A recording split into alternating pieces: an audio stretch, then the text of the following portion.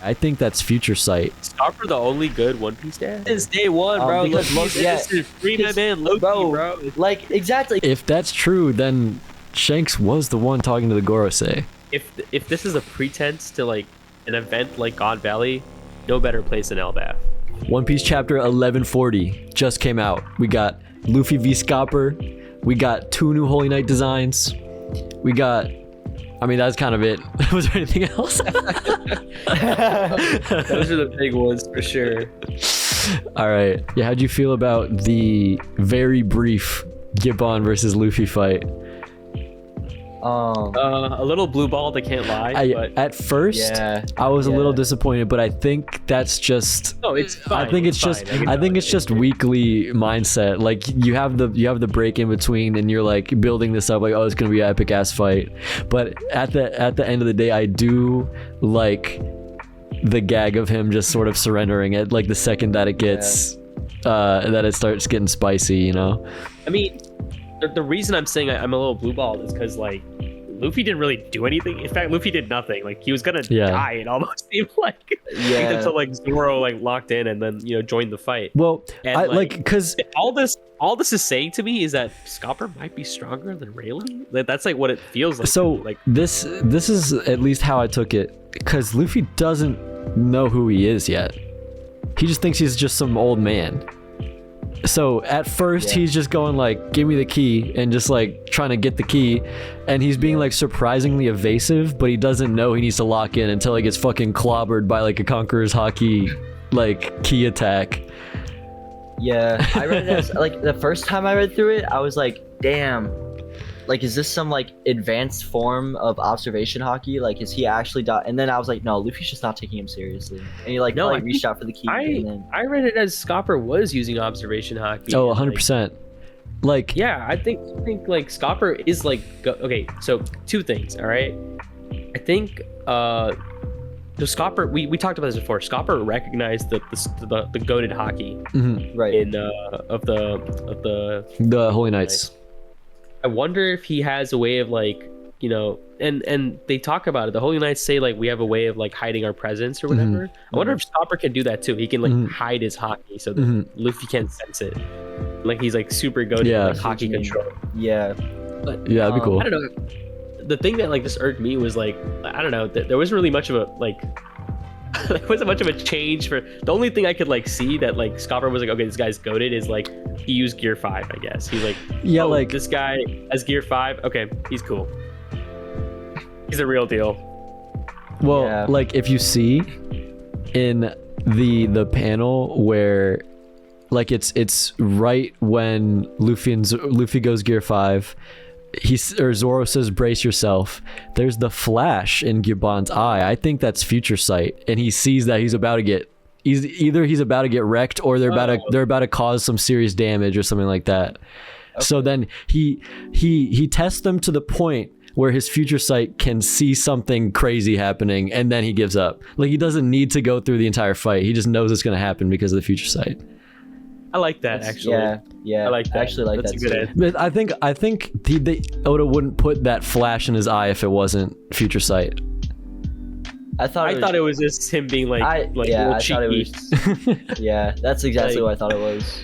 He was like, these guys are cool, and then whatever. Also, I think, I mean, this might not matter at all, but I think there's a very small chance that where this tower landed is gonna be important later, because it's like it's very emphasized. Odd place. Yeah, it's kind of an odd place to cut. Like in the middle of like one of the most intense parts of the fight that's literally about to end. It cuts away. It fell on like Kid's body, like Kid's dead body. Kid's dead body. And it gives him, there's metal in there, and it gives him metal. Oh yeah. No. But I think I definitely agree. How that impacts the story later. Yeah, I agree that it's emphasized for a reason. I think it's either I can see it as simple as like Loki sees it like after he's working out or something, and he's like, oh, now I can flashback to Harold or something like that. Like either that random shit in there, like either that, or that's like it's just emphasizing the destruction, and then right after that Gibbon sees the future of even bigger destruction, like the whole castle blows up or something. Yeah, maybe. It's like this is just what one attack of this fight is gonna do. Is gonna break the castle. It broke like a part of the castle. If this fight continues, the whole castle's gonna break. So Gibbon's like, all right, I'm gonna drop it. I'm gonna give it to you guys. I like this future sight idea. It's a good I like the future sight idea too. I think though the castle, like showing the castle's emphasis, is already achieved. Like the 3 or 4 panels up or whatever, when it first shows like the wide shot of the castle. Yeah. But who knows? I don't know. I also think it's pretty funny that the whole reason that Luffy wants this key is to free Loki, because Loki promised information on Shanks when like right in front of him is someone who could tell him a lot more about Shanks than Loki ever could. But he doesn't know, which is funny. That is true. Yeah. That's true. On the first he just thinks he's just this random old man. I was like, it's pretty funny that you could just ask him. I also think it's pretty funny that Luffy's like train of thought is, I need to get the key to free Loki so I can get back to the feast. Like, he's not worried about what freeing Loki's gonna do. He's like, as soon as I free Loki, I'm going back to the feast. You're like, hold up. Hold up. Where does he say the feast? At the almost the top on like page 3 or something. It's so funny. He's literally not worried about what happens when he unlocks Loki. You know what made me laugh? The line where Luffy was like, I'm gonna give it back to Shanks, and then he was like, you're holding it on to him. He didn't let you have it. That's really funny. Like, also, we joked about Scopper like fighting using the key, but he did. I thought that was just very, very awesome. And like a Conqueror's infused attack. Yeah, that was crazy. I was thinking about the black blades. We don't know if it's Conqueror. Well, I mean, like, I guess like thick, very intense. Like, thick black lightning is usually Conqueror's hockey, right? You clearly weren't reading Weekly in Wano. There's no way of telling until like Oda confirms it, basically. I love the panel of Gibbon shoving the key into Luffy's mouth. That is so hilarious. Like, it's really such a funny panel. Really funny. And also the reaction of Luffy, like right under that, like that's such a crazy reaction image. And this really attack funny. Is pretty crazy. The Grim Throng. Like that's like a slicing maelstrom. Like, that's crazy. And Zoro blocks it, which is fire. Zoro blocked a named attack from Roger Pirate. Yeah, that's true. That's a feat. That is a feat. I like that Zoro kind of recognizes the threat before Luffy. Yeah. And like as soon as Zoro says some shit like that, then Luffy locks in, goes Gear 5.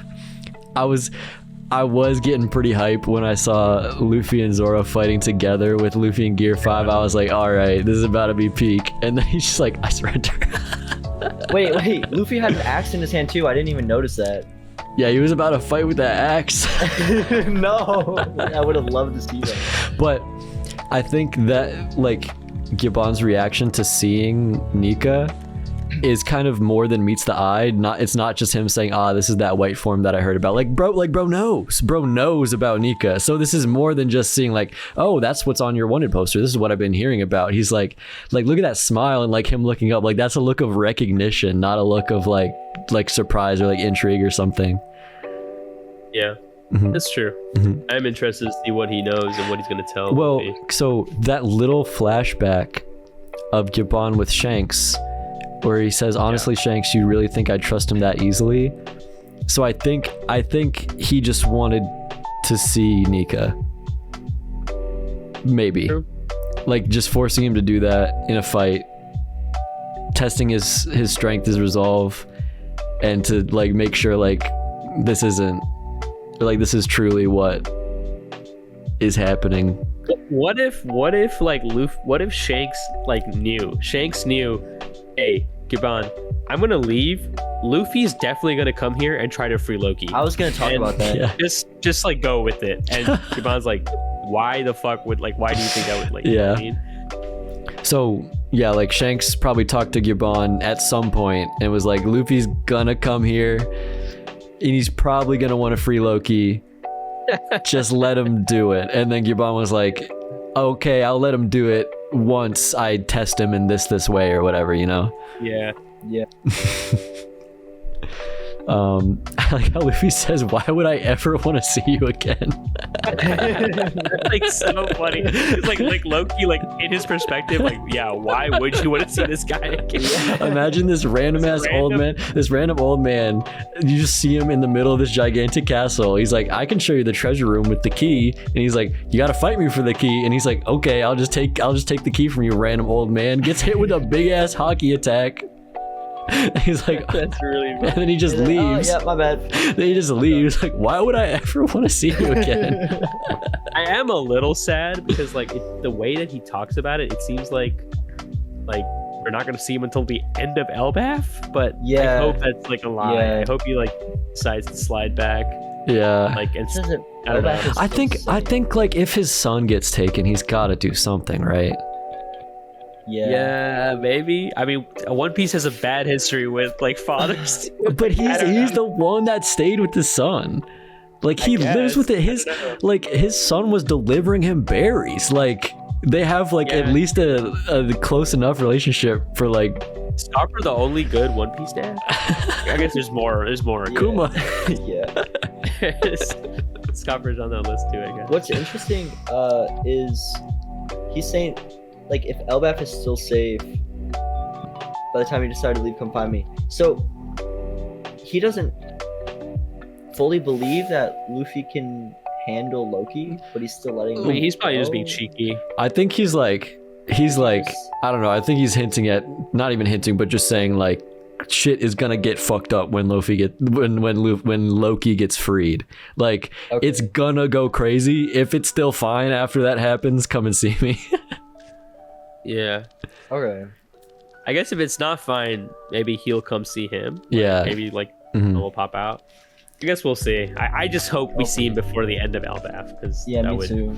I think he's gonna have like an epic moment, like just one epic moment, like where I think it'd be fire if he saved his son, or like Luffy and Rayleigh situation, like some. I just want them to talk, you know, like that. Like I think they already got the big ass lore dump out of the way. I think there's gonna be some more action before the next one, and the next lore dump might be Shanks. It might be God Valley. It might be like a Roger flashback. It might, I don't know. Like there's some.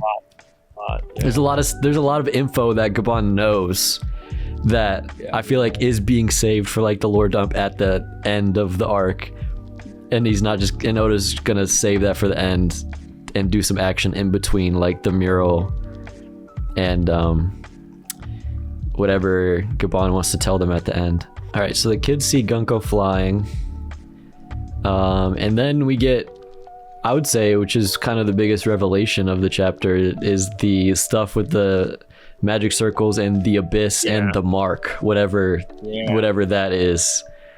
Yeah. So wait, I'm gonna say one thing first.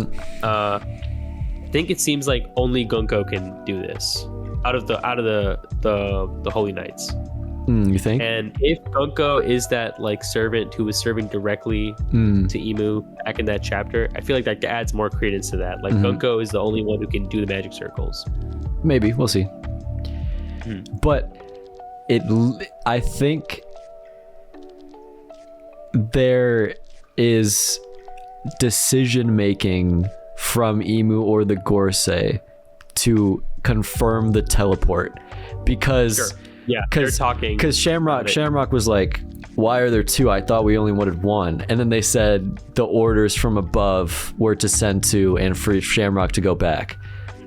I mean, we still don't know who the new leader of the Holy Knights are. If Garling leveled up, there should be a vacant spot, and it doesn't seem like it's a Shamrock. So maybe it's that character who's like really figuring shit out.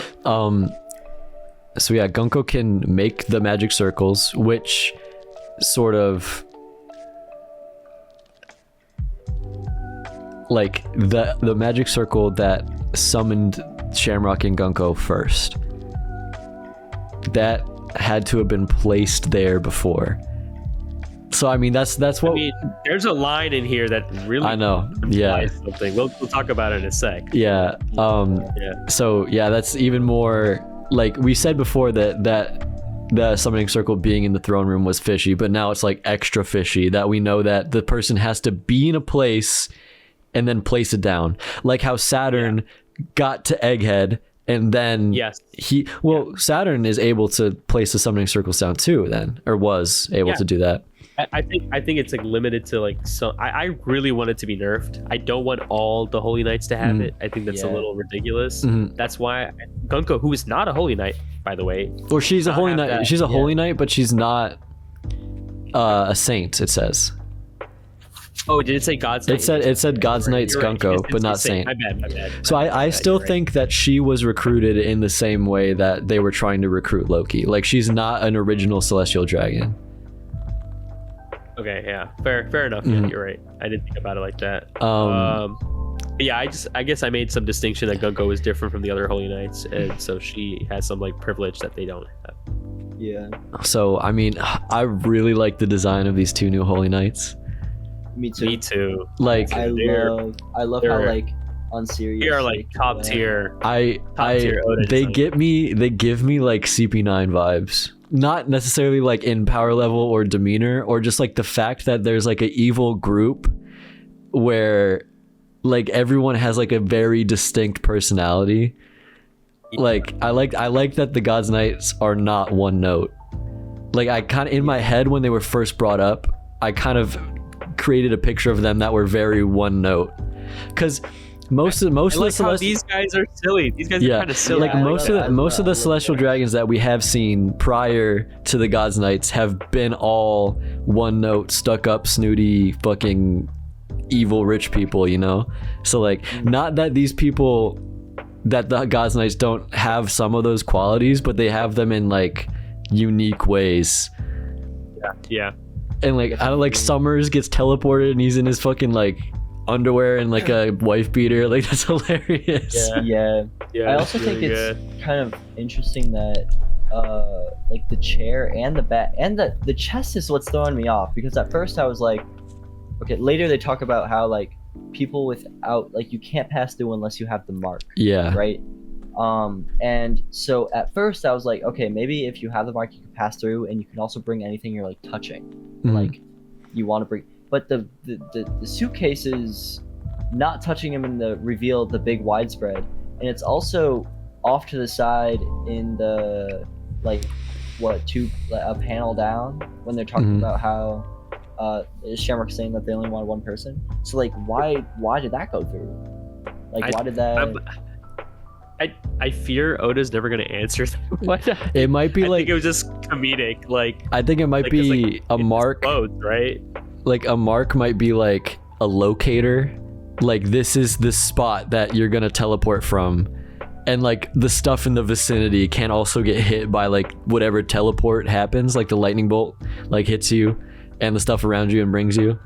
But I don't know. I think it like most likely is just a gag that he got teleported with the shit in his room.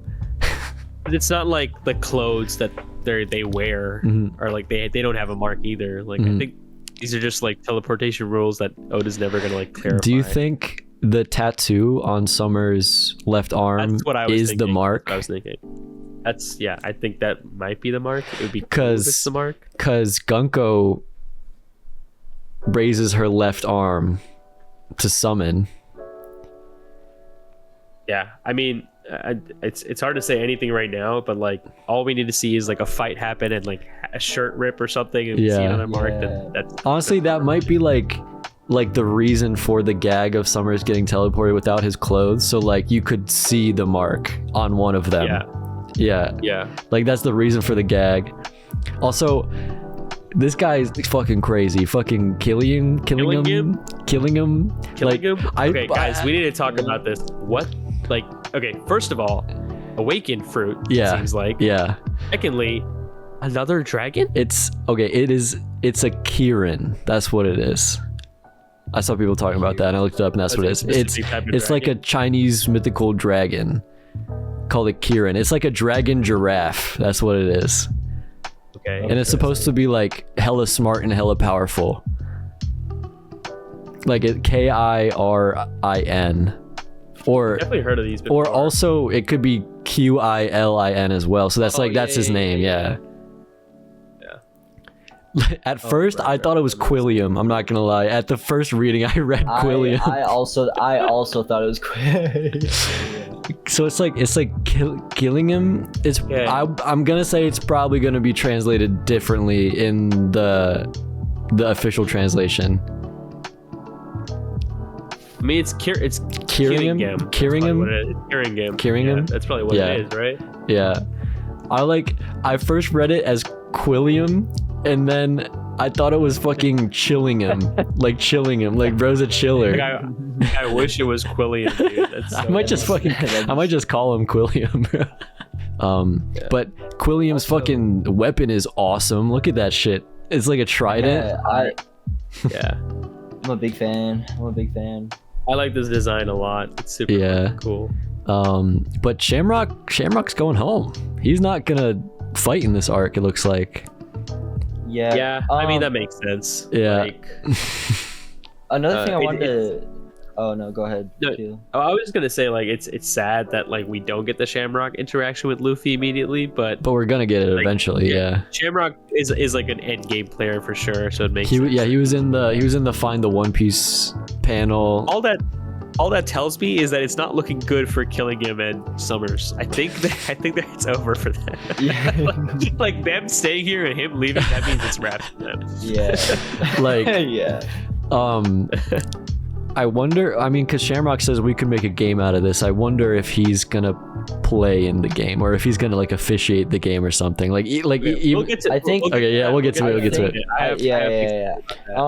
Also, I think one thing that Summers says that's like interesting is he's like confused as to why they're here, and that he says, "Were you visiting Harold's grave or something?" Oh yeah, 100%. So, like, Harold was definitely. We knew that he worked, like, kind of wanted to work with the world government, and that was like his whole thing. He wanted to kind of like bridge the gap that was there, but Harold's him an op, being dude. that, I know, I was suspicious that Harold was an op, maybe it was last week or 2 weeks ago or whatever. Since day one, bro. Because Free my man Loki, bro. Like exactly. I was like, there's no way that Loki, who like passed a vibe check with Luffy, would just like randomly kill someone. So I'm thinking that Harold was like with the world government, was obviously close with the Celestial Dragons, that was the motive for Loki to go that far instead of just like, you know. The giant said that he wanted to open Elbaph to trade. That could mean many things in the context of Celestial Dragons, like selling giants, like Mother Carmel type shit. Yeah. Yeah. Harold was an op.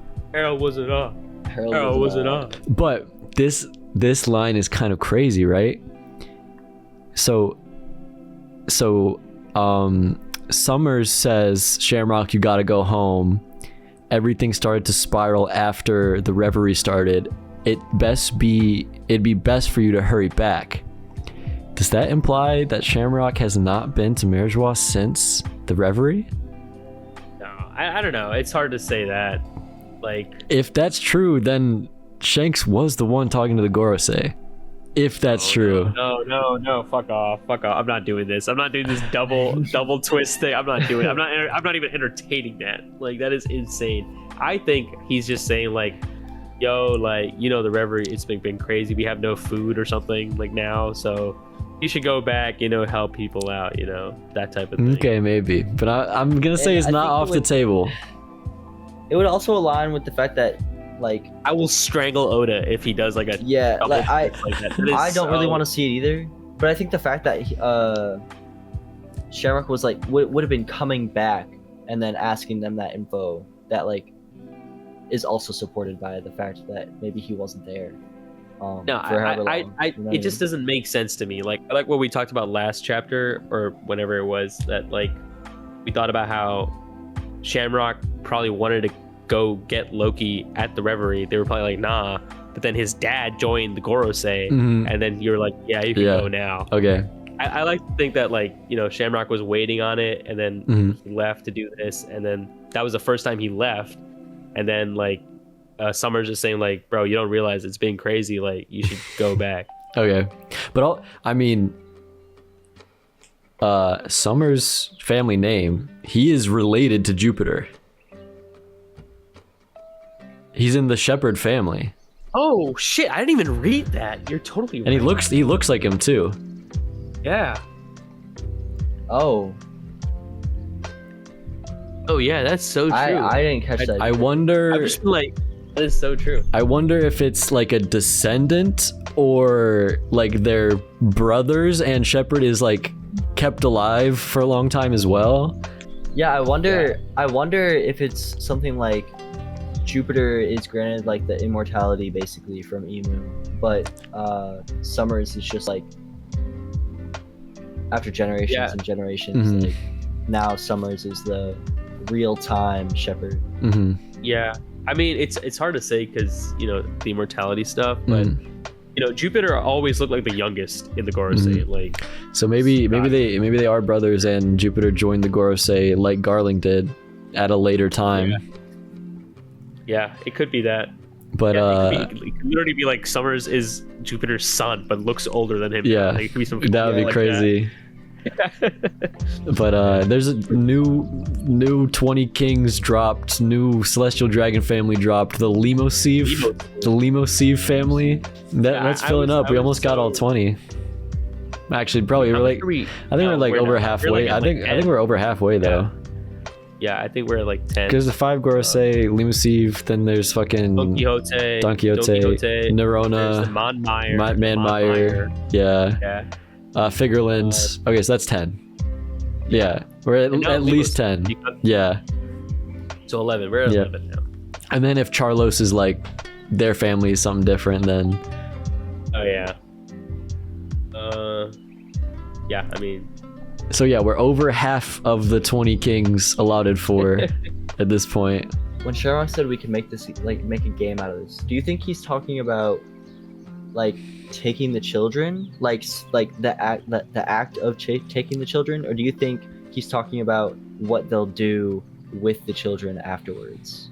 All I'm gonna say is look at the way he's smiling at the end. And then a game with celestial dragons. It's I was like God Valley. I think they're gonna be like, who can fucking capture the most children? Like that might be the game. Like, and the way that like Garling was the goat at that before. Yeah, like maybe Shamrock's like I'm itching to do a killing game or whatever. Yeah. Exactly. Like maybe show his dad up kind of. Or it's like either like who can capture the most kids, who can kill the most giants, some shit like that. Like. Yeah, I agree. I think we're gonna. I'm saying like, if this is a pretense to like an event like God Valley, no better place than Elbaph. Yeah, like that is some high stakes shit. Yeah, I think it would be kind of in line for him to like want to prove himself too, because if he had requested like going to get Loki before, like with headcanon, and he was getting rejected, and then it's only once Daddy showed up that he got it approved, then I'm assuming there's some sense of like insecurity there, like he can't do it without his dad, you know what I mean? So maybe this is like him trying to like one up his dad almost, if it's a God Valley thing. Maybe. Also, it's hard to think about relationships. I feel like in the eyes of the world government and the Holy Knights, this is like not even high prio. Like, cause Summer's like, all right, what the fuck am I doing here? Let me know. And like, they're like, Shamrock, you gotta go back. Like, the shit back at home is the pressing matter. Like, yeah, this is like a side quest or whatever. I will say though, I'm just thinking about this now. I was thinking about it while reading the chapter, but I'm thinking back on it now. It doesn't really make. I don't understand why Shamrock is gonna take these kids back to the Holy Land? Like what's the motive there? And like ship them back, yeah. Well, it's just like it seems like it's the alternative to capturing Loki. Like, what the fuck is that about? Like, why is capturing a bunch of kids like the alternative to capturing Loki? Like, doesn't really make sense. I think we were talking about that last week too. Yeah, I think it was either, at least the way I was thinking about it, is plan A, get Loki on your side, get Loki to force the giants to submit to you. B, like hostage the kids, like get them to submit to you by like doing something for you in exchange for their kids back or something like that. The only problem I have with that is, But what would it be? I don't know. I don't know. The way if you Shamrock want, talked about it, it seemed like Loki was like military might for them, right? To join the Holy Knights, like that seems like military. That's what I might. thought. I thought it was more of a like we want Loki Getting because kids is he's not like crazy, alternative, right? Not because like we're gonna use him as like a threat, because they can be a threat on them like by themselves. Like they definitely have the power to be a threat on Elbaph. So I feel like getting Loki just to be a threat wouldn't make as much sense. I So will say, just like a side tangent, I love the rose like Oh, I was theming. gonna also talk The about that. Yeah, Like the his sword is sword awesome. Yeah. is so fucking cool, and the rose, like, it's fire. yeah, the rose theme, do you think it has like a rose fruit or something, or like a thorn fruit? He's like that one character from Jujutsu Kaisen. What's her name? Anami, like the Hanami. flower person? Yeah. yeah. Yeah, I mean, I don't know- Instant I don't know Mihawk what victim. to say. Yeah. Bro's not the strongest swordsman. Get out of here. Okay, this is what happened. Loki declines becoming a god knight. Then he says, let's change our plan.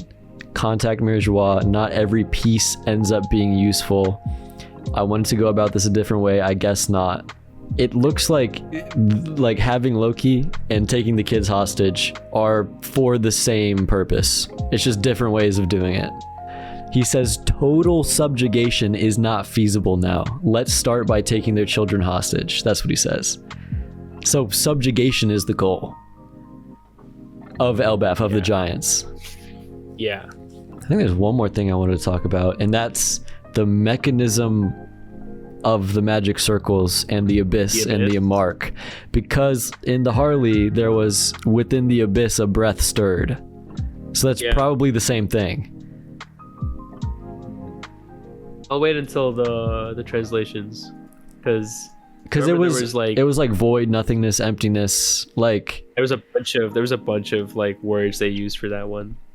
so I think, at least for now, I think the abyss, whatever power is making this teleportation possible, is what the Harley's referencing, I think, in that line.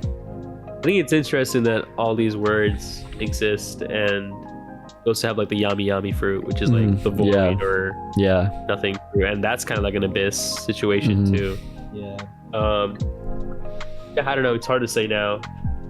It could And be it's- like, you know, instead it's of a portal, something like an abyss. like Quilliam says, fucking, like, you travel through the abyss. You can't pass through the abyss. It's not a teleportation. You are traveling through something. Yeah. Wormhole kind of deal, maybe. Yeah. Yeah. It's kind of like the way I'm looking at it now. It's kind of like Blue Nose fruit, like Like a pocket dimension or some shit. pocket dimension, Yeah. Or I guess Brulee's fruit is a better example. Yeah. I like how Gunko gets like flush when Summers appears with like no clothes on. Like she blushes and looks away. I just noticed that. I didn't notice that earlier. Wait, that is so funny. She like blushes and looks away, and there's like sweat. Yeah, and she's turned around for the next page or next panel too. I wonder, like, yeah, the Gunko and Summer ship has already started, dude. Oh god. That's kind of like, I don't like that. Yeah, I think it's more like she's just like super polite, and like she thinks that was impolite, and then it's funny because like she like has a bizarre design. Yeah. Also, like, she's been like relentless up to this point. Yeah. Like went crazy on Loki. The single double spread has like humanized the God Knights. Like, Yeah. really I funny. think. Well, that might be true. If Gunko is originally not a celestial dragon that became a celestial dragon via joining the God's Knights, and she's like spouting her shit from her high horse, but in relation to other celestial dragons, she's like very like polite and sucks up to them. Yeah. Because she has that like innate sort of inferiority complex when she's with them. Yeah. Maybe. That might be the case, like a reverse Doflamingo, basically. Maybe. That fucking Summer's reaction, especially like when he's like, "What?" or Elbaph, like, is giving me like that reminds me of like Garp, you know? Yeah. Like, it's like really funny. I love it. Oh, dude, I love Quillian, bro. This guy's awesome. Such a cool design. I like his design. So funny. I know Oda's gonna make him colorful as fuck. Like, Yeah. it's gonna be like purple and yellow and pink. I will say, just really interesting to add. White awakening cloud. What's the difference? Like, what the fuck is going on there? Yeah, that's true. Like, why does Luffy and this guy white awakening? Why does Lucci and everything else have a black awakening cloud? Like, what is going on? Like, what is happening? Maybe it has something to do with those of the half moon dreamed, those of the moon dreamed. Like, if it was like if our theory is correct, that means that both the side of the D clan and the Lunarians, like the half moon being D and the full moon being the Lunarians, if they both dreamed to create devil fruits, maybe the mythical Zoans that are awakened with white were dreamed up by the D clan, and the mythical Zoans that got dreamed up by the other side are the black awakened. I don't know. Yeah, I would buy that if Lucci wasn't involved. Like, I get like the devils, like when I'm dreaming of like devils. Yeah. Like, Lucci's 11. Like, Lucci's just like an animal. Yeah, Kaku also has fucking black awakening. Yeah, I forgot about that. You're right. It's like the Gorosei, Lucci, Kaku, and I think that's Cerebus. Cerebus is the black awakening as well. Yeah. And then the white is it's just Luffy and this guy. and Yamato. Oh, true. I like the Oda text at the very end. What kind of plan is he concocting? I'm so happy there's no break, dude. What do you think's gonna happen in the next chapter? Is it gonna be the game?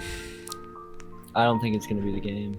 Do you think it's gonna be back at the party? Do you think it's gonna be? It's gonna be Frankie. I think it's gonna be Frankie. It's gonna be Frankie. It's gonna be Robin and Saul. No, I don't think we're gonna get Robin or Frankie for a while because we got like such a huge fucking thing with them. I think we're gonna like pause a little. Do you think it's gonna? It might be unlocking Loki. You think? That's on the table now. I would love that. I would really like the next chapter to be unlocking Loki. I don't think it's gonna go as simple as that because Luffy's gonna go down there and see Loki like destroyed. Yeah, and he's gonna free him. Like if he sees Loki impaled by 3 swords, the first thing he's gonna do is unlock him to try to get him help or something. To be like, Chopper, come here. You know what's so fucked? I just realized this. Loki's gonna do shit in this arc, and he's gonna be like hard to scale because he's gonna be nerfed the entire time because he was impaled by Shamrock's attack. So like all the Loki scaling is gonna be like fucking tweaked. Nah, but what if he's just raw right off the bat and it doesn't even fucking matter? I know that's what's gonna happen. He's gonna do some raw shit, and then they're like, guys, he was also impaled. Actually, in the verse. That means Shanks is the strongest in the verse, and that means Mihawk is the strongest in the verse.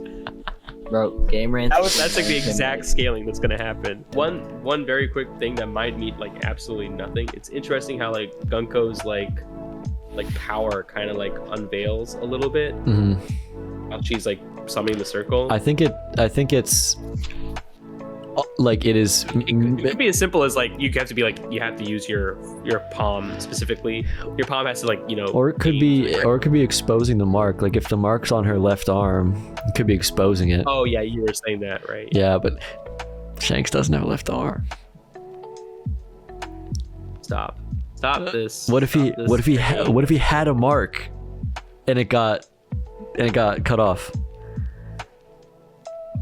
You letting it cut off? He let it get cut off because Yeah, he was like, I don't need them anymore. I found Luffy. I'm gonna let this animal eat my. like, or what if it's something that you can't get rid of once you get it, unless the body part that it's on is physically removed. Yeah. And if the tattoo on Holy Summer's shit, arm, dude, I just realized something. what? It had the mark, bro. No, wait, that would be kind of fucking crazy, bro.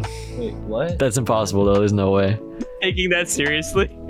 Like if the mark is on people's left arm, because like Gunko uses her left arm, and then Summers has that thing that looks like it could be an evil mark on his left arm. Shanks got his left arm cut off, or it's like double. It's like the bet on the new age, but he's like, I was low key looking to get that thing cut off. Yeah. It's like a bet, and also like he found the person Roger was looking for. Yeah. And also he was just like, man, fuck them guys, like, Yeah. because like it seems like you don't need like consent to be transported. Like, you know what I mean? It's not like Summers was like, yes, I'm ready to be transported. Like, could they have, in theory, if Shanks had that mark, could they have just They've just been Shanks, like, come back. Yeah. Yeah. Like it seems like something that if you don't want to have it, it's like a terrible nuisance. Not even a nuisance, but just like a curse, basically. Like you are able to be summoned at a whim. Yeah. So like that's looking awful. Maybe, I mean, Shanks did return to Marijois. His brother probably has the mark. He's able to get teleported. He definitely has the mark. He's able to get teleported.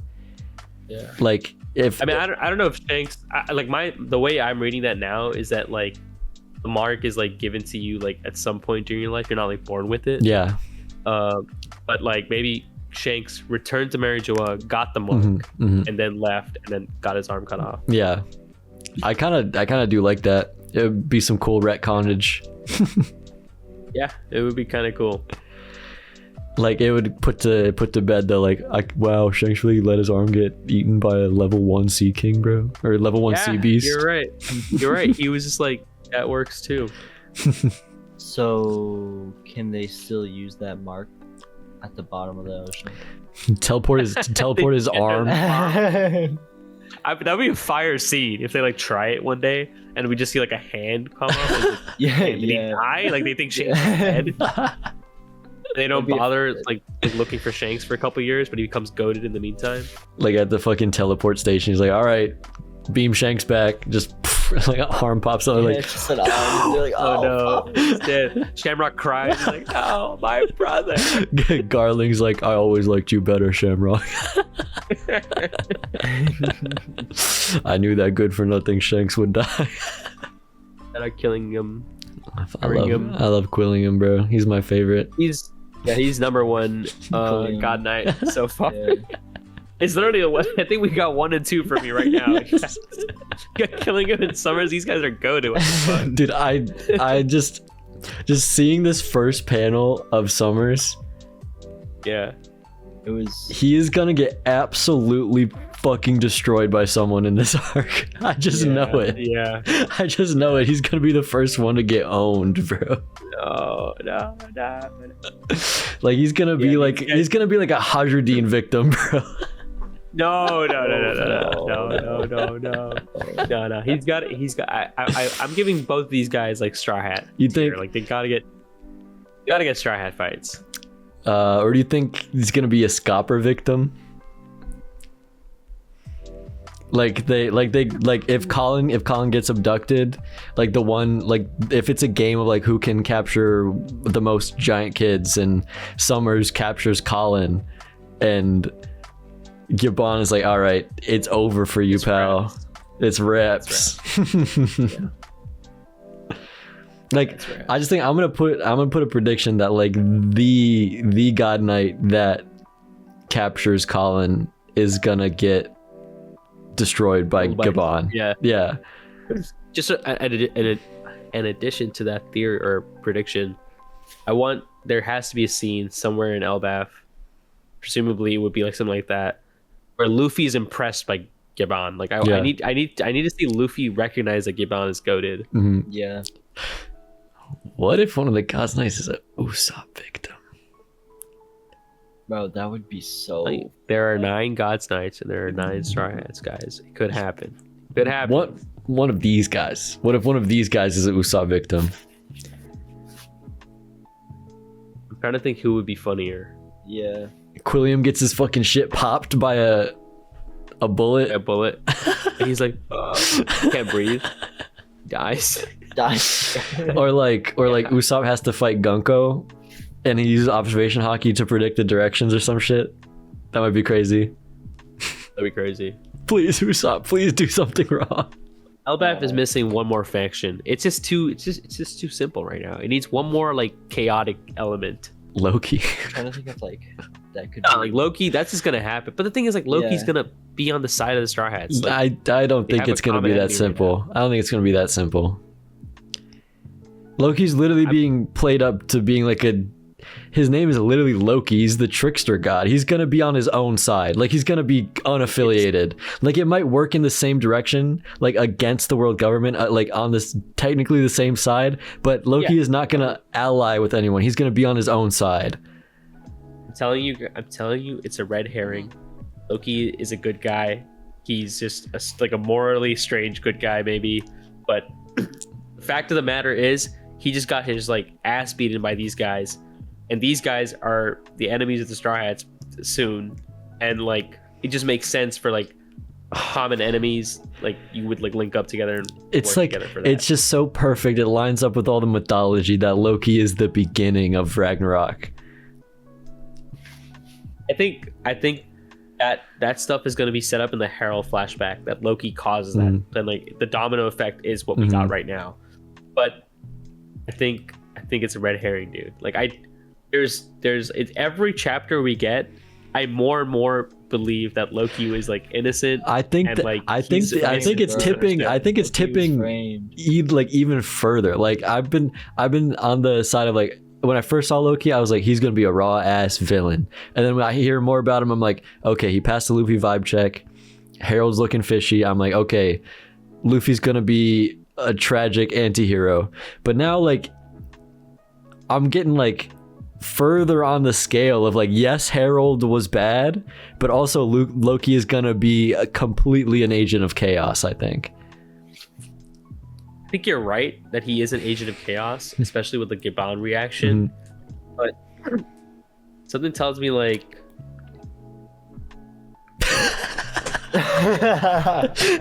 you cut out. You cut out. Oh no! This is crazy. Something tells me, dude. Complete. Come back next week for Akil's answer.